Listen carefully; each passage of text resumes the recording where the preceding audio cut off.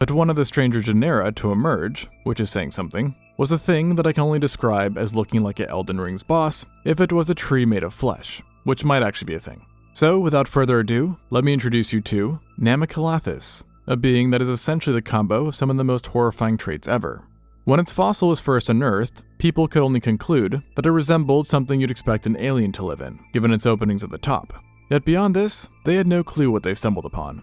It did kind of resemble a tree, like I said, though at the same time when examining the materials of its so-called trunks, they realized that in life they would have been calcified. So in other words, this was no tree, and rather an animal, and represented the oldest evidence we have of a skeleton. And lo and behold, eventually fossils representing what covered its body were located, which only served to make it stranger and more nightmarish. Because as it turns out, Namacalathus was a real-life monster. No, really. This thing was covered in endless amounts of grasping tentacles and rows of spines that could have shredded anything that it made contact with. And remember those openings I was talking about?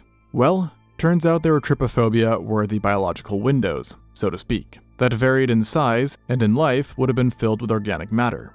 Now what they did is not known, but I sure hope for its neighbor's sake that they didn't have anything to do with eating. And to just make it a bit more of an oddball, it turns out that these windows didn't just come in circle shape, but virtually every strange shape you can imagine, including, but not limited to, a heart, the moon, hexagons, heptagons, and so forth. Oh, and did I mention that I could adjust its size based on where it lived, and basically pop up just about anywhere? Well, yeah, it could.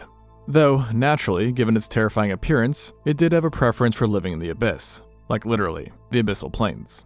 But now to the important question. With all this said and done, what was it?